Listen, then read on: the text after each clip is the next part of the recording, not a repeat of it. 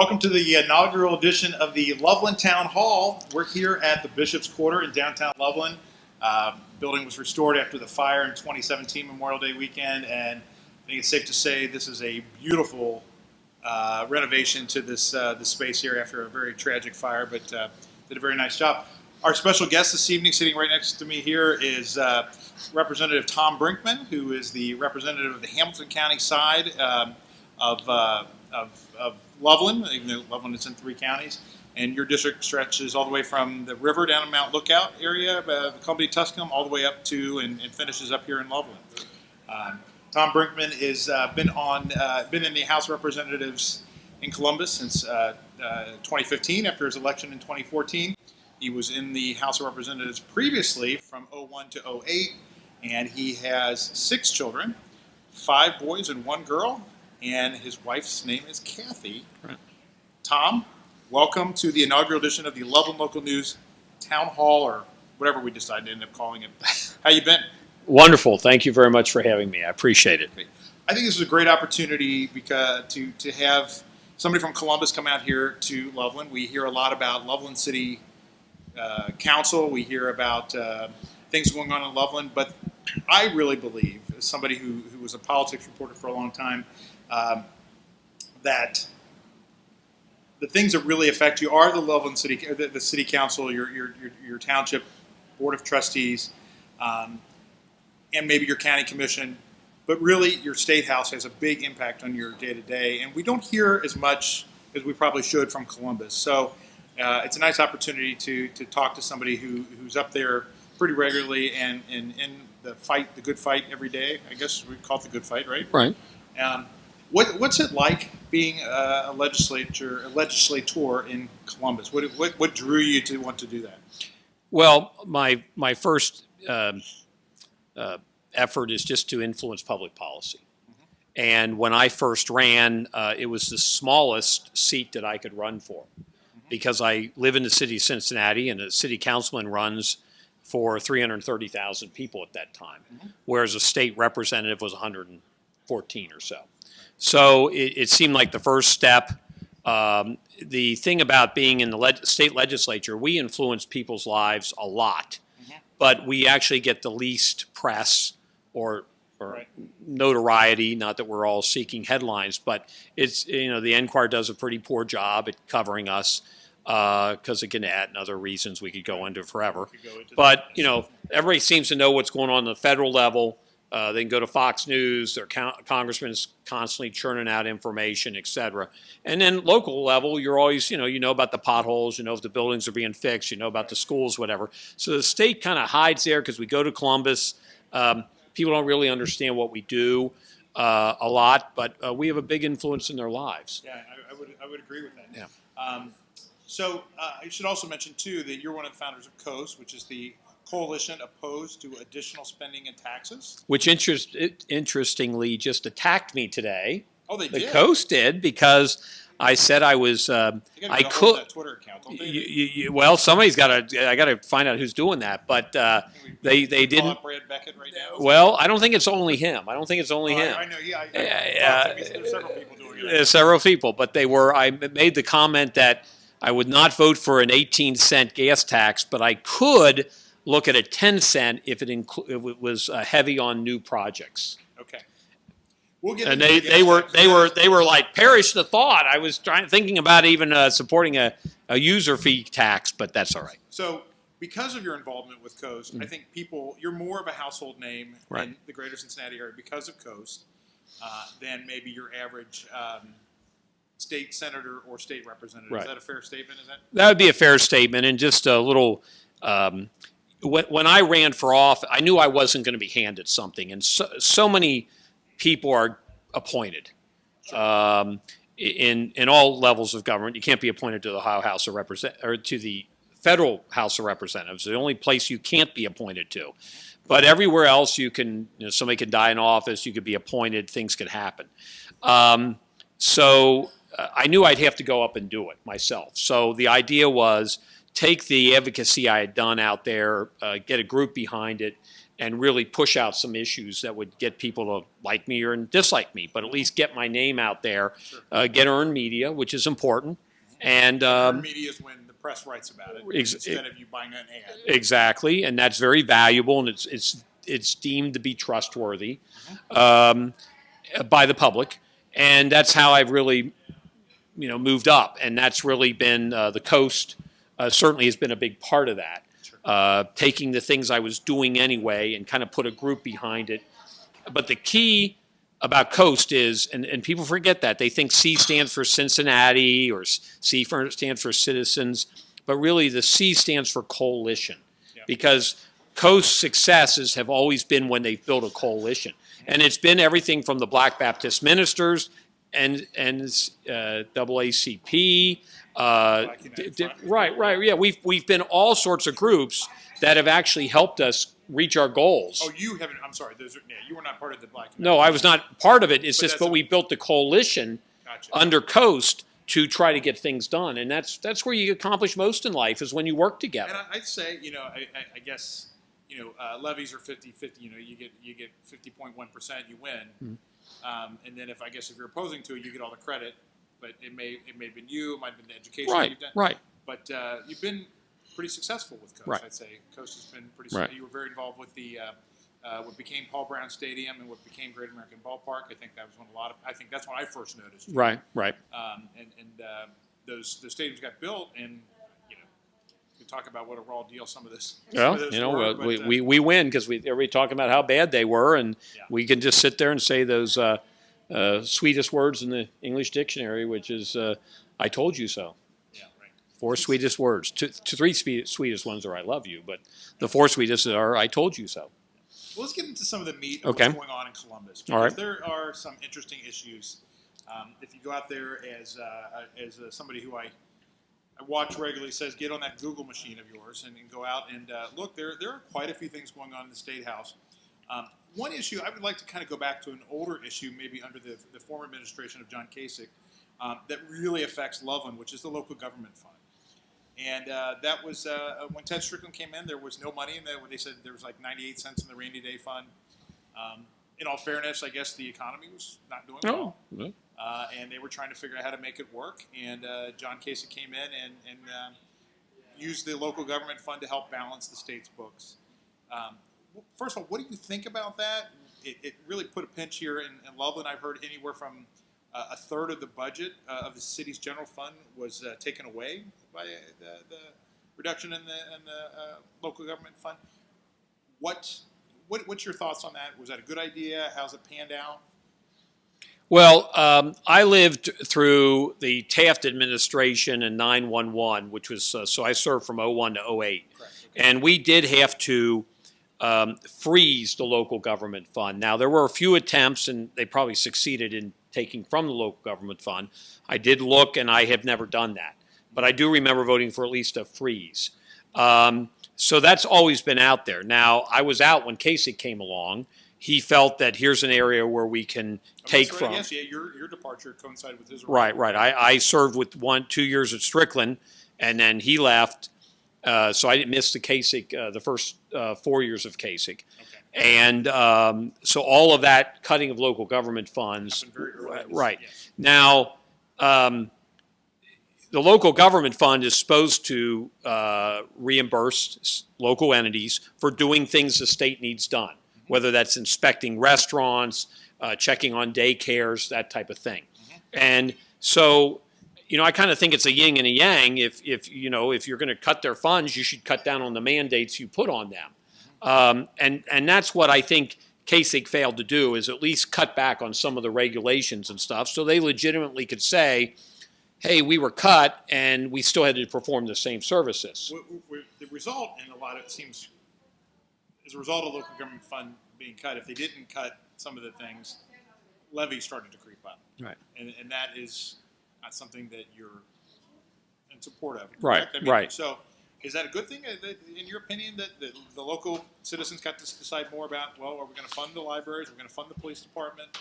And I guess I didn't say the local government fund was kind of like a way for the state government, from their income taxes and other taxes they collected, to kick money back to the back to the local governments. Right. And they depended Well, on that. well, what they would say is if we kept our tax system the same and we cut the local government fund Yeah. to require, then they're forced to do levies. That'd be one thing, but we actually, or it was done before I was there, but I've continued it. We did cut the state government taxes. Okay. So the argument could be made, well, I'm paying less in state taxes, but I'm paying more because I'm paying locally on levies.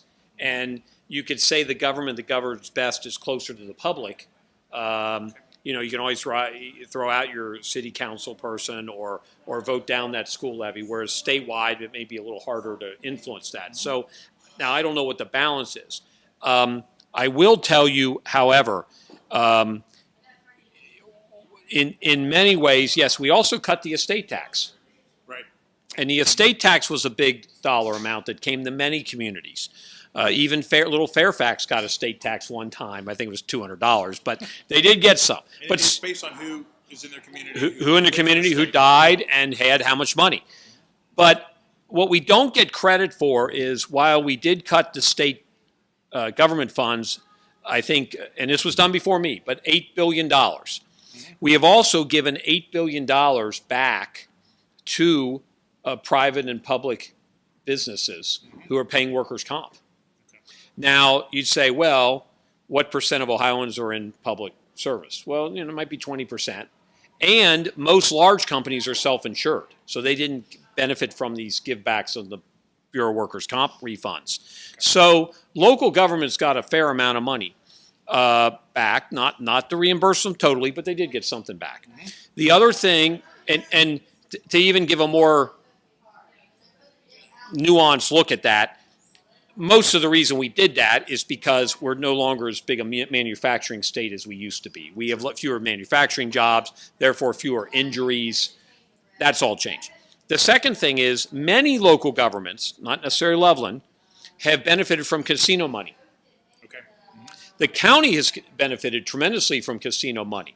So when the county, Hamilton County, as have Montgomery County, wherever there's a casino, But racino. Warren and Claremont don't get any because they don't have any casinos. Exactly. Well, actually, no. I'll take it back. Warren Has a racino. Racino. So there is some money. So there has been some benefit there. No, it is not completely offset the $8 billion that was cut, but it did recreate that.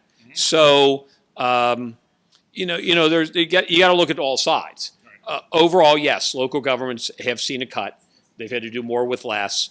And many have turned to levies. There's no question about that. And you think that's okay? That's a good thing? I mean, are you indifferent? Well, I have always voted again not to cut against any cuts to local government fund. None of those opportunities persisted. Now, what has also happened, and I'm sure the folks from Loveland can talk about this, is there's an effort, and there has been an effort, and it's somewhat successful, of where they don't even get the tax receipts anymore. So a small business like Bishop's Quarter here. Bishop's Quarter, Yep. they send their taxes that they collect for Loveland to Columbus. Correct. And then Columbus has to send it back down. If they so choose. Well, and I read something the other week where they've lost some money.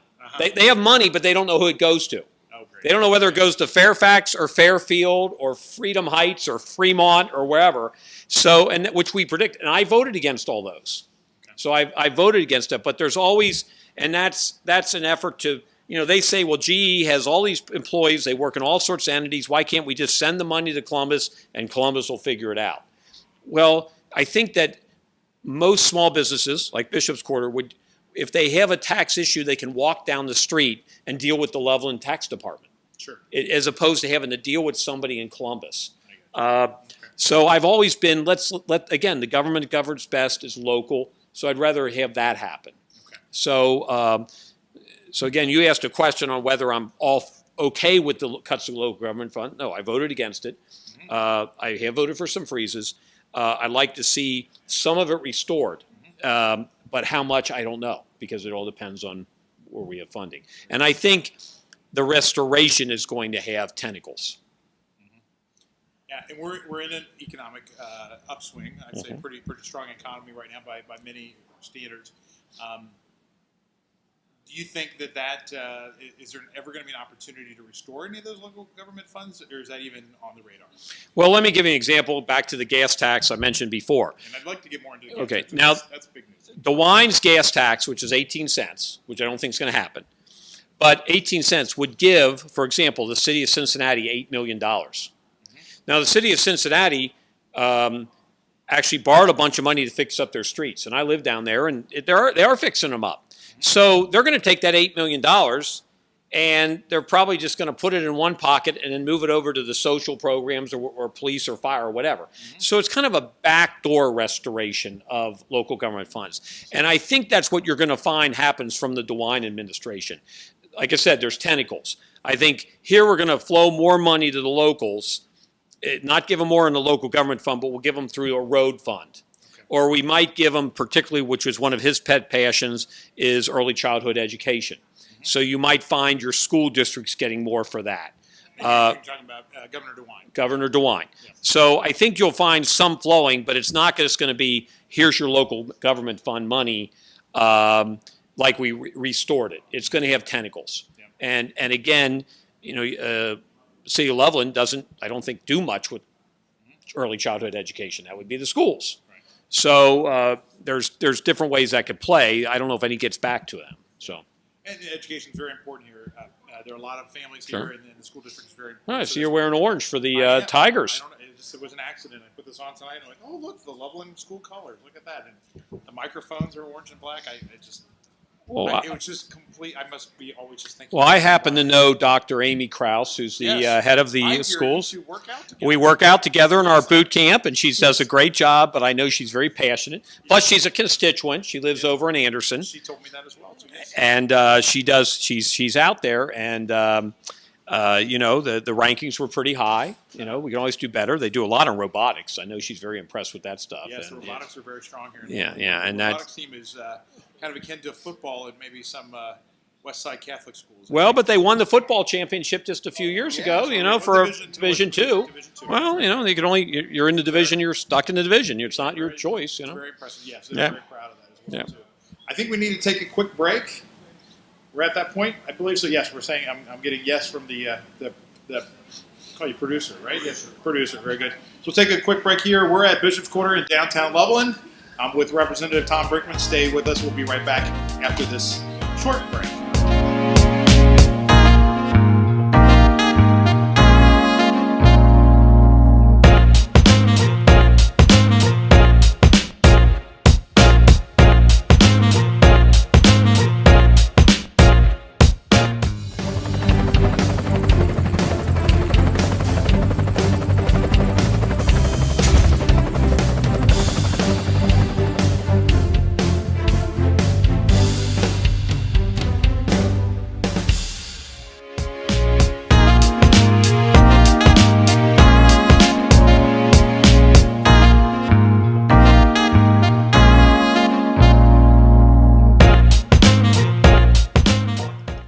Welcome back to the Bishop's Quarter in the Loveland Town Hall. I'm Joe Wessels. I'm the editor and publisher of the brand spanking new Loveland Local News.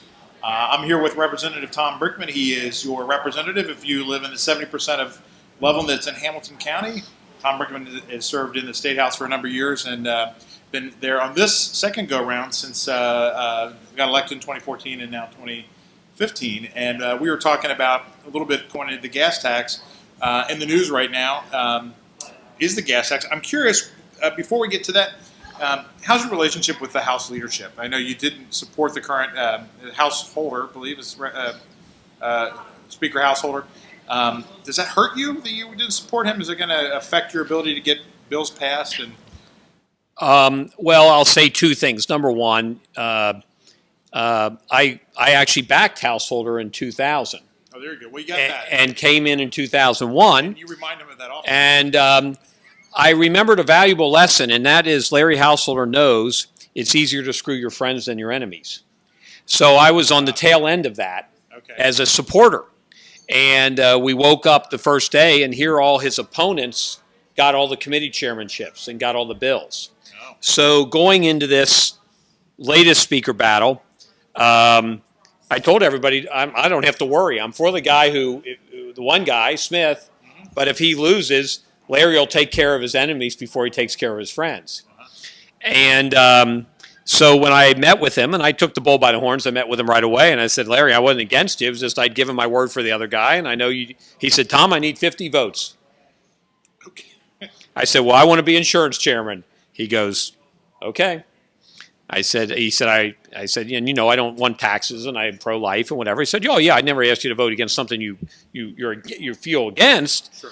But I just need 50 votes. You know, if there's a challenge to the chair, there's some other things. I said, yeah, I can be there. You're a Republican. I mean, I agree with you on probably 99% of the stuff. Sure. And so I became insurance chairman again right away. And I know there were some in his circle that wanted that position, and they didn't get it. Okay. So I just know how he operates. And he did tell me the other day that there are only 5 of us that are from that first group that came in. Him, Bill Seitz, myself, Fred Strayhorn from Dayton, Democrat from Dayton, who went to Walnut Hills. And I think Jamie Callender from up in Cleveland. So anyway, the point is, yeah, we know how he works. Yeah. But I don't think it will influence. Is that okay? You know, now there are people who got so upset about it they became Larry haters, and I think they've run amok because of other reasons. They got too emotionally involved. I certainly would have liked to see Ryan Smith win. I think he would have done a great job, but Larry will do a good job. He knows how to make things happen. Gotcha. And I guess that sometimes, you know, somebody's got to win, somebody's got to lose. Right, we're on the same team, and you know, it's like I always give an example. I've been on many sports teams where I didn't particularly care for the starting pitcher or the quarterback or whoever that was, but they're on your team. You want to win. You just keep your mouth shut and you move ahead. You know, it's kind of like Trump. You know, I don't agree with everything and that he comes out of his mouth and things like that, but it's a Republican team, and I think he's actually doing a good job, quite frankly. But that doesn't mean he's somebody I'm going to have at the house for dinner. You know, it's just not my taste, but I still support. You don't like Big Macs? Well, you know, but now interesting, my wife's very big support. Well, see, again, I think so many people didn't like Hillary. That was the thing. And we said we weren't going to talk about okay, this. well, sorry As about much that. as, you know, if you watch cable news, Yeah. you think that the national politics really affects your day-to-day life, and it does. But I'll save that for the big. Well, let me add to that. Yes, the states are the vehicles of the federal government. So when there are changes to Medicaid and things Sure. like that, That's big. the Real ID. We were talking before the before the broadcast. People were talking about this Real ID, this driver's license. Kind of a big That deal, was yeah. kind of a federal thing. The state has to implement it in their way. Yep. So while we are a creature, we do have to implement a lot of stuff that the state that the federal send down to us. We can all do it in our own different way. Sure, and we should probably say what the real idea is that this is basically making your driver's license so you can use it for federal ID for airport travel, but it requires you to prove that you're a citizen and that you're birthed and that sort of thing. Right. Yeah, I had to bring in a lot of documents. I got my new one in December, so it's just part of it. But what we do a lot with we were today with the library. So what happens, folks, is this. There's only one bill that the legislature has to pass, and that's the budget bill. And that is coming up now and has to be done by June 30th. So right now we have every interest group and their brother approaching us to put in their pitch. Right now it's transportation budget, but we went with the libraries today. We're going to meet with some people from Kentucky for some local economic development issues at 8 o'clock on Friday. We'll be with Duke Energy at 10 o'clock on Friday. We'll be with the Farm Bureau at 12 o'clock on Friday. So tomorrow is I know Wednesday's the nurses. I forget who's tomorrow. But they come in and they say, here's what we need. So we have to do this budget. So we're constantly meeting with folks, figuring out what they have to do. Now, sometimes, a good example today, when we were with the libraries, they're questioning their mission. Things are changing. And so they're talking about bringing rec centers and libraries and maybe some economic empowerment zones together to try to build their mission. They said in Cuyahoga County, they've actually closed libraries that were underutilized. They're looking at those types of things, and they're looking for us for not only a boost in funding, but also some ways that they can reach more people. So that's part of this dynamic. But a lot of that, this federal government, I think they designated like 3,500 census tracts that are economically disadvantaged, and a certain amount of them are in Hamilton County. And the idea of, again, parlaying with any funding they would give that would help us reach into those communities would be a good thing. I think, saw that, not to interrupt you. Sure, no, you're fine. Gregory Cordy, who's now with US. Oh, I know Greg, yeah. And was with the Cincinnati Inquirer for a number of years covering city politics. He, I think, said recently that you are a guy that very proud that you voted no on every tax. And that even included the pink tax recently, right? Yeah. It was sponsored by. Well, that was a pink tax cut, but right, but yeah, it would be a right. tax cut, which you would have most. I mean, if you're following with your logic here, that would probably be something you would be supportive of. And which, right. And the pink tax is feminine products are now currently taxed under the state sales tax. Well, let me give you what happened. There was a bill that put into rule what small businesses do when they are accounting. So you either do cash accounting or the other type, which escapes me. So my small businesses thing, if they have a lot of money owed them, they don't want to account for it because they don't want to pay the tax for it. If they have cash accounting, they have to pay for what they have brought in. But sometimes when they have everybody paid up, they want to do accrual accounting. They do accrual accounting. So they bounce back and forth. Now, your accountants out there watching will say, well, Brinkman, you're wrong. You got to declare one or another. Yeah, I know you do, but guess what? Small businesses don't operate that way. They figure out what's good for them. I guarantee you, at the end of the year, my wife sat there and said, do I have a big balance accrued? Then I'm going to count cash. You know. Okay. So anyway, they have to move. So that was the bill, was codifying rules on how you bounce back and forth, which is maybe okay. And that was part of the That was the bill. Because it wasn't going to pass, they added the pink tax reform in there, which kind of burned me up. I didn't like the bill to begin with, and they took a bill which has some merit, and they put it in there. So that's why I voted no. And you're the only one, right? I was the only one. But I also knew that... That doesn't bother you? You're totally... No. Okay. But I also knew we were at like 3 days left in session. It wasn't going to get through the Senate. So it wasn't going anywhere anyway. So would you support it if it came back in another form? Well, here's what I'd like to see. I would like to see a hygiene tax, which included diapers. Because parents, young families will spend more on diapers. Elderly buy diapers. I think in Japan, I read there's more adult diapers sold than baby diapers. Really? So, and depending on ages and stuff. So I think they're going to do one that's going to be more all-inclusive on hygiene products like that. And you're not saying you want them taxed. You're saying you want the tax eliminated. The sales tax eliminated. Okay. So in the last budget, we actually eliminated sales tax on prescription eyewear. That it was effective January 1. So, those are stuff you have to be required. Here's a prescription. It's not like you're using cheaters. I mean, these are real prescription. So I'd like to see a movement towards that. I'm for less taxes, but I also don't want it to be tied to a bill that actually hamstrings real small businesses from how they account for their funding. Very good. That sounds pretty reasonable. Right. Are you sponsoring that, or are you? I might have put my name on it. Again, we hear ideas, we sponsor, we don't. I can't tell you all the bills I'm co-sponsor on off the top of my head. Do you have any bills you're sponsoring? Oh, yeah, I got several bills that I've introduced. Do you want to go through all of them? Can you pick maybe one or two that you're particularly adamant about, maybe, or proud of? I guess you're probably adamant about all of them because you introduced them. Well, that's right. So what I'm trying to do is... Like your favorite kid? Is that what I'm asking? Well, the problem is, here's what you do in the legislature. And I've proposed legislation. I've had bills passed. I probably have, I think, 7 or 8 bills passed, but that's not why I'm up there. What I do is I look and I see what train is going to leave the station. You can get an indication this bill is going to leave. This bill is going somewhere. Okay. Those are the bills you want to attach your thing to. Okay.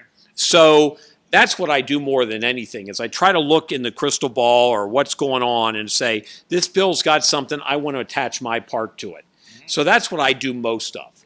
So, yes, while I do a proposed legislation, I have one about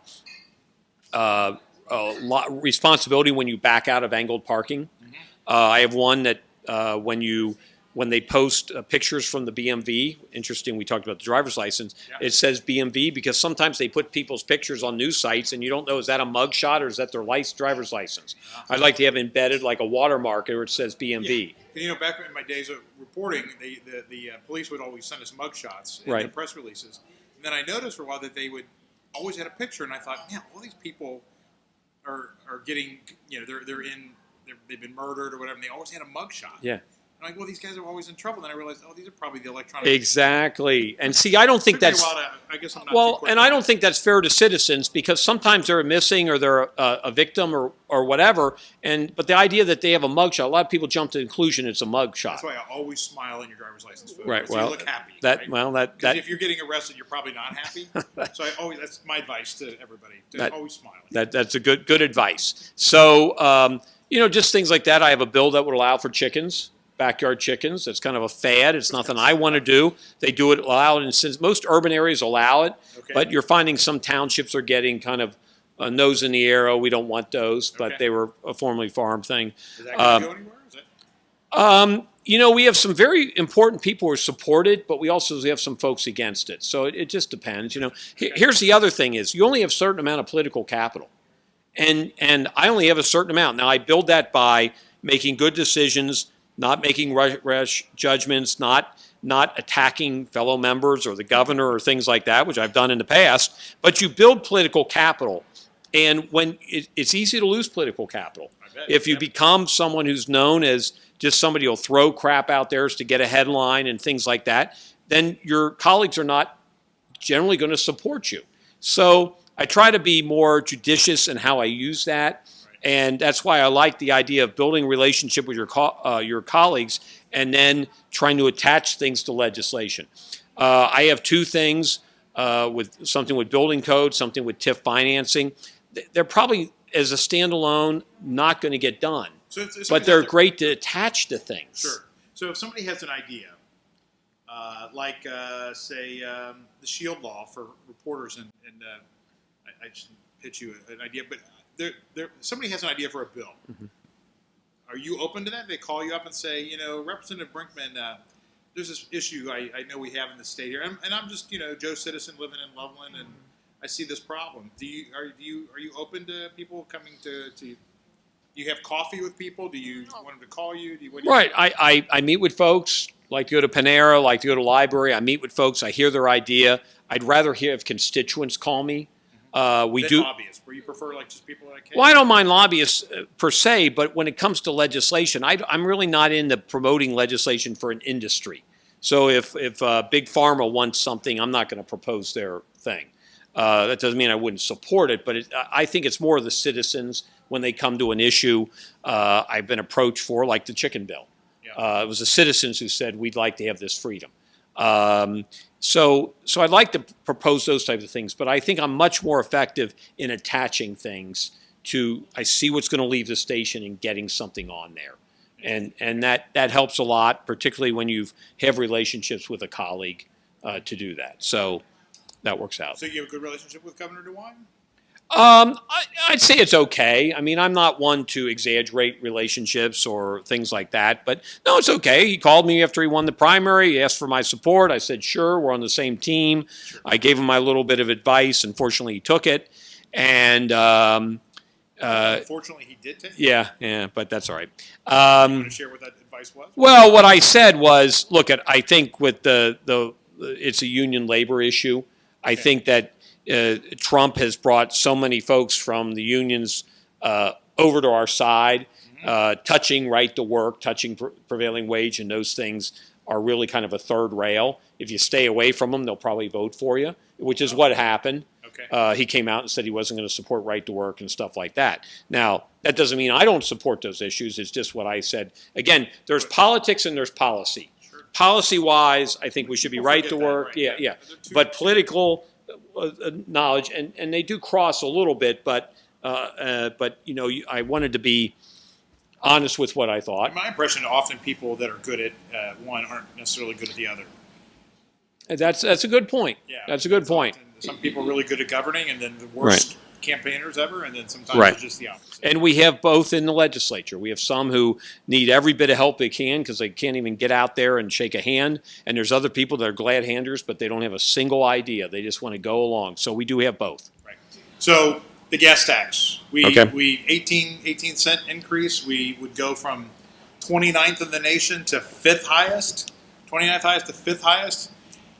He proposed it during a great time of the year. Right now, as we sit here at Bishop's Quarter in downtown Loveland, it's 15 degrees outside, and I'm a little cold. I don't know about yourself, but I'm just catching a little breeze from the window here.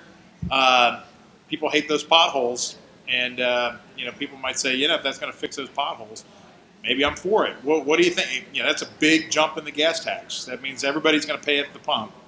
And the point was brought up to me. I heard it was also brought up to you beforehand that electric cars don't buy gas, and that seems to be the way of the future. So those of us like myself who I drive a car that doesn't get the best gas mileage in the world, so I'm going to be paying more than, say, somebody who goes out and buys the new Prius that can go for 300 miles on an electric charge and never. So where do you stand on this gas tax? Why did this Republican propose to raise the taxes so much? Well, first of all, it goes back to a budget. It's a big budget. It's going to have a lot of different moving parts in it. Some's going to be a gas tax. Some's going to be taxing of electric vehicles or hybrids or whatever. They're going to deal with red light cameras. They're going to deal with a lot of stuff. So what I would like to say to the public is this. The gas tax has been bringing in, since it was last raised, when we were 4th in the nation, when we raised it before, I voted against it. It has brought in, we were 4th in the nation, we're now 29th. So it was bringing in about 1.7 billion, 1.8 billion. People have bought more fuel-efficient cars. You're paying less gas tax now than you did 12 years ago if you've changed your car, which 95% of Americans have, if not more. So people are paying less. So what Kasich did was he went out and he securitized the turnpike money. Okay. And took the money from there against previous state law. He had the legislature, another thing he did when he was cutting those local government funds, have projects throughout the state being using that money, which again, the turnpike people weren't happy about. But he did it. So we've been using about 2.4, 2.5, 2.6 billion. Part of that additional, above the 1.7, 1.8, was put into new projects. What we got was the Martin Luther King interchange. That was the big project we got down here. Some of the 75 work, but that's what we got. Okay. So that money is running out because they borrowed it. They're going to have to pay it back over time. But that's not paid back by gas tax money. That's paid back from turnpike tolls. So, but what they're saying is that's running out. We're going to go back to the 1.7, 1.8, and that's just going to be enough for maintenance and simple projects. So we're going to lose the momentum. So they're asking for more money to, again, maybe improve the roads, but also do some new projects. So what I came out and said, which again I got whacked a little bit, was by my own group. By Coast, yeah, Coast. Right? I said I'd be willing to look at maybe 10 cents if it was going to go to new projects. Because remember, we got the 1.7 coming in on the current money. We got the money to maintain. They're talking about momentum. I want to have momentum too. My one of my sons and daughter-in-law and little granddaughter live in Indiana. One lives in Chicago. One team lives up there. I call them Team Zelda and Team Luna and Team Aspen. I have 3 granddaughters, all born last year. But I've been to the roads in Indiana, and they just raised their gas tax 10 cents. But what they did was said, here's what you're going to get for it, Mr. and Mrs. Hoosier. You're going to get these items. And the public generally like that. But I think the public, from what I hear, is don't just throw it into a fund. We want to see. Does that satisfy your Coast tendencies? If you know that this is going to something specific, it's not just going to go to the into a fund, in a slush fund. That helps me, particularly when you realize we're all paying less already. Yeah. Okay. So when you sit there and say the rate of inflation, we probably could absorb that. Now, the plan that's being floated now, which is not public, when's this show going on? Next couple days. Okay. Yeah. Well, it'll be out by then. Is they're talking 10 cents. Okay. They're talking tax on electric vehicles, $200 if you're all electric a year, $100 if you're a hybrid. Get rid of the red light, the front end license plate, prohibit red light cameras. Get rid of the front. Oh, really? Yeah. Some other allow, and this is a big issue, is allow for money collected for a transit issue by the city. This is public as we're sitting here right now. No, this is public. Interesting. Okay. So I'm hoping you're not going to rush it too. Breaking news. Right? It's going to come out after the state of state tomorrow. Okay. But allow for that money to be used on roads. Okay. So that's what's going to come out. They are really not going to put a lot into new construction, which disappoints me. So right now, I would say I'm probably a no. Okay. Because of that. Now, so if do you know? I mean, you're not a vote counter up there, I guess, and you're not in the well. Leadership. This goes back to Larry Householder. He knows how to get stuff done. He has put millions. I'm saying 30 millions, 40 millions in transit. Mm-hmm. That gets Democrat votes. Now, what I would caution a Democrat is the Senate's going to take that out. Mm-hmm. He's just doing it to get your vote. It's been done so many times. Mm-hmm. But again, they have a cheerleading faction saying more transit, more transit, more transit. Oh, wow, we got 30 million in more transit. Now let's do it. Well, are you just helping get over the hump and then it's going to be taken out and then you just got to vote for concurrence? So do you think about things like the Western Hills Viaduct? Would be a new project for me. But see, there's nothing currently in that to really push the Western Hills Viaduct. There's nothing in there for that. And what happened? There was a lot of talk around the 2016 election about infrastructure. I guess even after the fact. Right. Are we gone back to that and say what's going on? Well, I think what they're going to say is they're going to wait for the feds. Okay. They're going to wait for Pelosi and Trump to come up with something. They're kicking the can down the road. But in the meantime, 10 cents would bring in another about $67 million. So that would go from up to 2.3. They do minimal to keep the momentum going, whatever that means. Probably the 71 stuff going, 75 stuff going to 71 when you're going into Columbus. Mm-hmm. So, again, I don't think I could support that. I wanted to think big and be bold. If we're not going to do that, I'm not going to be supportive. All right, with that, we'll take our second and last break of the hour. We're here at Bishop's Quarter. I'm here with Representative Tom Brinkman. I'm Joe Wessels. This is Loveland Local News. We'll be right back right after this message.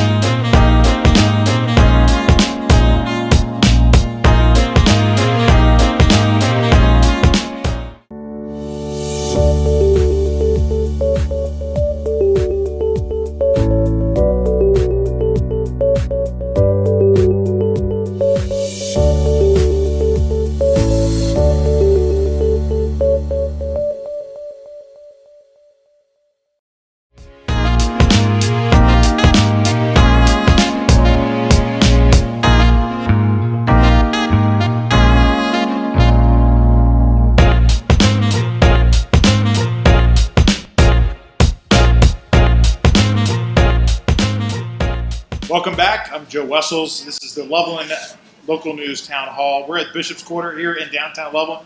I'm with Ohio State Representative Tom Brinkman. Tom, thanks again for being here. This has been a great conversation here.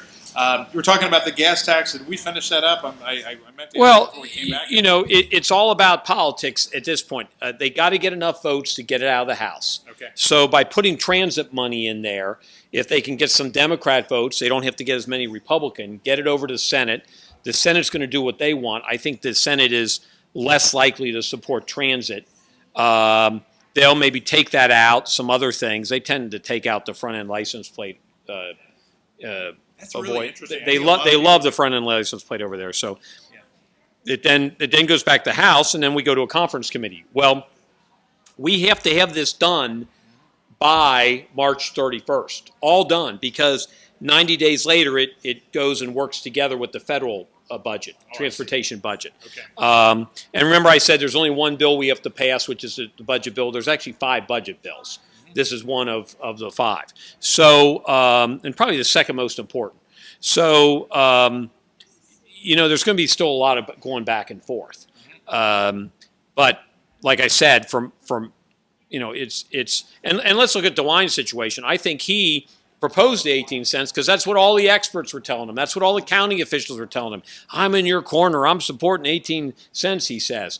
Knowing it's never going to happen, but at least he wins their support. In the meantime, Joe Lunchpail saying, geez, that DeWine, we just elected him and he didn't, he went for 18 cents and that's going to hurt me. So does Joe Lunchpail say, well, it was only 10, I can do that, or 8 or whatever it comes down to? Does he blame DeWine? Again, it's that political capital situation. You got to, it's a calculus and it's an art. Yeah, definitely. So, we've talked a lot about the state politics and what's going on up there. I'm curious, how do you see, specifically, how does the State House, and what do you hear coming out of Loveland? What are some state issues that are maybe affecting Loveland and the immediate surrounding area directly? Is there anything that comes to mind? Well, again, I reach out. I was at a Loveland meeting, I think 2 meetings ago. Loveland City Council okay, meeting. So I stop in to see him when I can, and we just happen to be off that night. Loveland, the municipal league is very active. They're part of the municipal league, so we hear about that. What I think we try to drive down as much as we can to the locals. So you can also include the Board of Education if you right, certainly. So when we hear we're going to give a certain amount to this, well, how much is going to get to the local governments? Who are we driving it down to? Unfortunately, in Hamilton County, Cincinnati is the elephant in the room. They're going to get the most. But how does it get out to the other locals? The other dynamic that we have down here that it's hard to talk to people up in the northeast part of Ohio is we have a lot of large townships. Yes. And they don't have any large townships up there because all their large townships became cities. Okay. So they have very... The Coleraines, oh, yeah, they don't have anything like that. Yeah. There's one over there by Youngstown, I think Boardman. There's one up by Toledo. But most of the ones around Columbus were gobbled up with when Columbus did annexation. The city of Columbus is pretty much almost the entire county of Franklin. Right. They gobbled everybody up except Bexley, which was its own community. But they used the water to do that. Which you can't do anymore. Right, exactly. So a lot of the large townships are down here. So when you talk about that dynamic, it's a little bit different. We talked before here. The number of county roads in Cuyahoga County is 22 miles. Hamilton County has 500 miles of county roads. That tells you all you need to know. Yeah. So when we're trying to talk about how do we get funding to county roads, they want to talk population because they get so much more money. We want to talk about lane miles. And so Ohio is a very diverse state, and we have a lot of those issues. I want to give something else back to Kasich in a good way, well, in a balanced way. Remember I told you he took the turnpike money, which is never done before, and spread it all over the state. Right. They were mad. There's soil and water conservation money. He took everything from the Ohio River Basin and put it to the Lake Erie Basin. So those people are constantly coming to us saying, can we have more money? Can we have more money? So, there's some different things he balanced in an effort to do economic development. But when he was in the middle of it, it was the Lake Erie algae blooms. Of course, we had an algae bloom on the Ohio River a few years ago. You hear about, so one of the big issues, if you're a Loveland resident, I heard Ken Brew, the sportscaster, he says that Loveland is the small city with a big traffic problem. And it's something that people talk about all the time. I personally don't see what the answer is unless you're going to spend $100 million and build a bridge or something like that. Right. Do people talk to you about that? Have you ever heard that issue? Is there anything that you see coming that could help with the traffic situation down here? Or is it that might be Loveland's political third rail too? I may put you into something. Here's the thing. In many city planners, they're trying to slow down traffic. When you go down to Cincinnati, they're trying to take 4-lane, one-way roads and take them into 2-lane each. Yeah, that's the big new thing, or put bump outs and things like that. Right. So in many ways, hey, we have a traffic problem. We want traffic to go smoother. Well, some people want to slow it down for the local businesses. Sure. So it's very diverse in those opinions. I know that I have done things to support the Loveland Trail, which is an economic driver here. Maybe it's summer-oriented. I don't know. But the point is we have gotten more funding for the Loveland Trail. We have tried to support Hamilton County Parks and gotten them more funding. So that's generally what comes up, the Little Miami Basin and making that clean, keeping it as clean as we possibly can. Okay. That's important stuff. But certainly more funding and that's where I think going back to the thing about the local government fund, I think DeWine, because of the attorney general background, will use law enforcement as a way to drive more money down to the local governments. Does that mean they have to apply for it? Well, maybe they will. But there will be more grants and opportunities for local police department. But again, money's fungible. If they could get more, $50,000 in a grant to the police department, that frees up $50,000 Loveland City Council has to spend on the police department. Now, again, you have to be careful with that stuff. You can't be too blatant. But I think I would see him doing that. Where do you stand now with the state of education? Are you pro charter schools? Are you trying to avoid that? Do you think that's an experiment that has run its course, or where do you stand on the charter schools as it relates to, because that funding then gets pulled from the local school and. Well, there's different ways to interpret that, but the point is, I'm for choice. So I'm for charter schools. I'm for vouchers. We do not have a statewide voucher system. I'm not necessarily for that anyway, but I do think students should have choice. Voucher that you could then go to a Catholic school. Well, I mean, like anybody, like somebody in Loveland could get. Because the whole idea about the vouchers are the school district you're currently in, the school is a failing school, and then you get a voucher. Loveland schools are not that way. Yeah.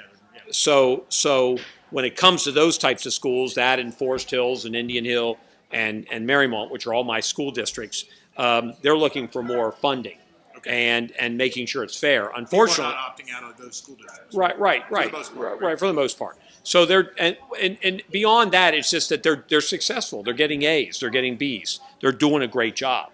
They're looking for more funding, but they're also looking for less mandates. And I do try to vote against the mandates that we constantly push on them. I think there were 21 mandates last year, and it takes up a lot of time, the little bit of time they have with the students, because they're operating around a lot of mandates. But I do support in failing school districts where the kids are really locked into no choice to be able to go to different avenues of education, whether that's online, whether that's a charter school, whether that's a voucher. I think we have to have those options. And where do you see things going with education? And it just, Loveland's going to continue to do well. It doesn't. The state's not going to be. What about? Well, the bottom line is you can't replace parents, and parents are the number one key indicator on how a child will do. So many people won't talk about that. Yeah. Well. I mean, that is so important. I couldn't agree with you more on that. Yeah. The parent. That's even an epidemic of bad parenting. I think, and a lot of. I won't name school districts by name, but I have some experience in some school districts that just shock me. I just won't go into those stories, but wow, but parenting really is, and I was told you can't talk about that. Yeah. Well, I remember going and reading a book at a school in Cincinnati Public, and I was prohibited from saying two words, actually several words, but one, I couldn't say mom and dad, and I couldn't say the word parents. Really? I could say loved ones, I could say guardians. And when you get the number of parents that are involved in the child's life, it is very limited. And but there are some were being raised by uncles, aunts, grandmothers, that type of things. They're very important in their lives too, and you can succeed. But there are so many parents have opted out of their child's education, and the problem I have, I think, is how much money do we spend to try to create this false illusion that there's a parent involved. And that's what I think a lot of this early childhood education does. And when you look at statistics, particularly with Head Start does get them off to a good start.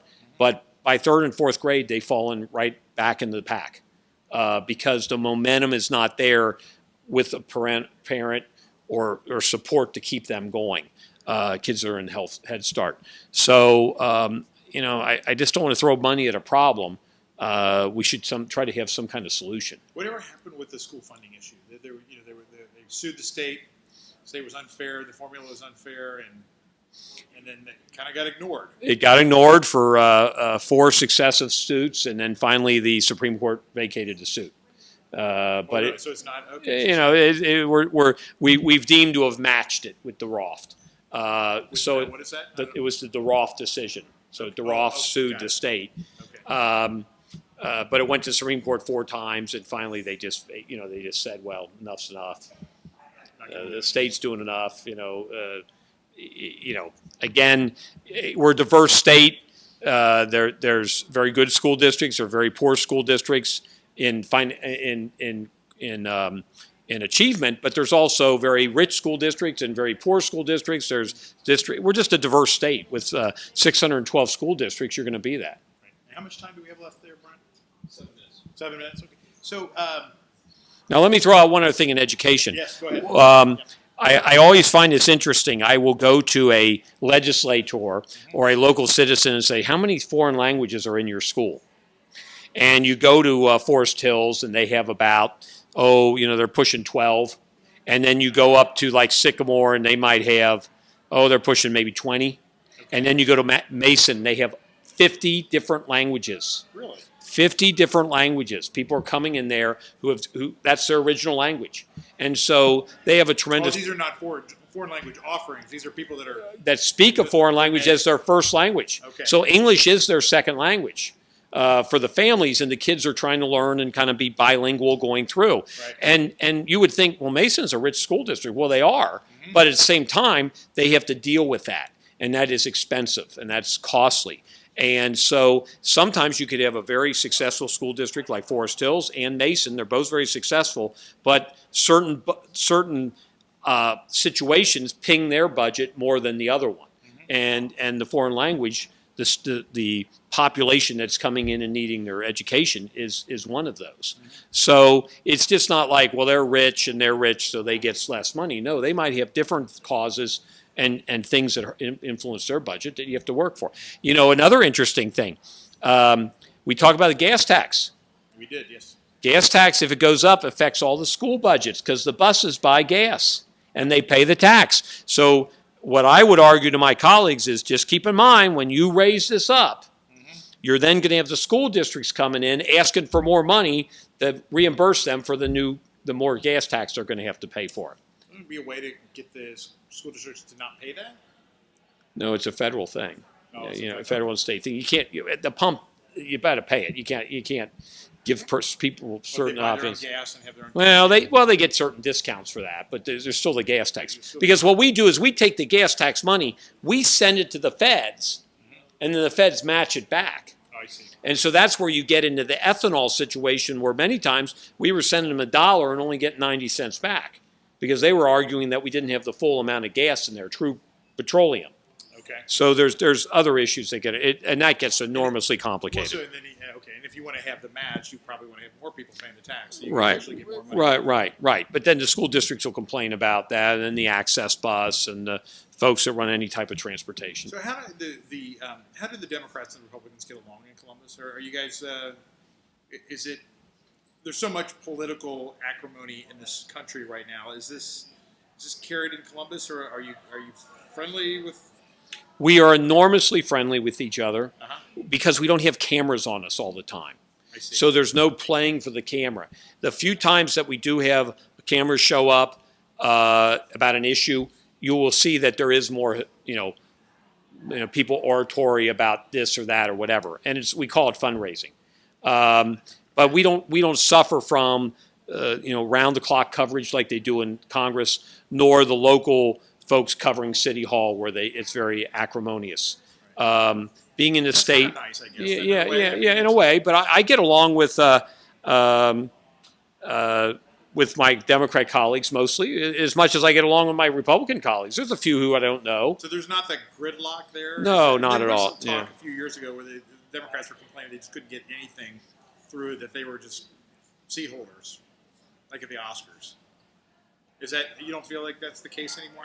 And I'm going off something that I'm remembering. Well, no, I mean, they are the minority party, but they increased their numbers by 5. They should have done better in that year, but they didn't. And so, it's proportional, but we deal with them. I mean, I do have Democrats. I remember Steve Driehaus had a piece of legislation, and he asked me if I would introduce it because he knew he wouldn't get it passed, so I did. It had to do with some housing stuff. So that's good. We're not thinking it's not the same acrimony that's on the federal level. Right. That's good too. And we also now can do joint bills. We couldn't do that when I first got up there. So you can do I actually co-sponsor a bill with Bridget Kelly, who's a Democrat, in Hyde Park. I'm a She has Republican. House's old seat, doesn't she? Right, and Denise's old seat. Yeah, So, I mean, we do one about spay and neutering of cats and dogs. Will get credit for veterinarians, so to encourage more spay and neutering. Okay. And we passed it out of the House, didn't go anywhere in the Senate. We're going to try it again this year. Again, it's not the biggest accomplishment of my legislative career, but it's a nice little bill. But I sponsor it with her. Yeah. So what do you see coming in the future? We've talked about maybe the state of the city's coming up. That'll be out. That'll be a done deal by the time this is released. What's the next thing? What's coming down the pike? And then tell me what's your political career after you're in your third term. You can do one more. How much time do we have to tell all this? We have an hour and a half, I think, left. We have approximately 1 minute. 1 minute left. One Oh, minute God. left. Oh, I thought we had 90 minutes. Sorry, my apologies. Well, certainly we got to get this budget bill passed. Okay. And that will probably take us all the way up into June. And I don't think it'll be acrimonious because here's the deal. The state has a lot of money. They have a pretty good rainy day fund. They bring in a lot more money. I think we will see some tax cuts. I think we'll see an increase with the Medicaid expansion. But actually that's gone down because of the employment picture. The biggest challenge for Ohio is we have 370,000 jobs wanting, and we have 270,000 people unemployed. But they're not the same skill sets. So trying to get the skill sets, not everybody has to go to college to be successful. Not all of my kids did, and they're very successful. So we need to get our workforce in line. It's not terrible, but again, getting that last bit would really make a difference for those people and also for our businesses. Are you going to do another term then? I can do one more after this, and then I'll be 65 and I'll be term limited out, and I'll be tired. You'll be tired. Tired and retired? Well, you never know. You never want to say never, but we'll see what happens. Would you think about running for the Senate? Well, no, because Steve Wilson's a senator, and quite frankly, it's a big job because you have a lot more territory to cover. You have to know double the amount of county people, and you have to have triple the amount of this and that. Forgive me, I should know this. How many state reps are there? There's 99, so there's 3 state reps for every Senate district. Okay. And plus, they're going to redraw the lines when I leave. So there's 99 reps, and then how many? 33 senators. 33 senators. Okay. Yeah. They're going to redraw the lines here after the census in 2020? Right, so I will leave without having to change districts, but there'll be a different district structure, so we'll see how that goes. Very good. Well, Tom, thank you very much for your time. It's Wonderful. good to see you again. I'm glad you came out here to Loveland and talked to us, and hopefully we can do it again sometime. Sure, good luck. Hope it goes well, and Thank you very much. Appreciate it. Would appreciate being invited back as it moves on. Great, very good. Thank you very much for watching. I'm Joe Wessels. We're at Bishop's Quarter here in downtown Loveland. Our guest has been Ohio State Representative and represented for the 70% Hamilton County side of Loveland, Representative Tom Brinkman. Thanks for watching, and stay tuned for more videos coming soon with Loveland Local News.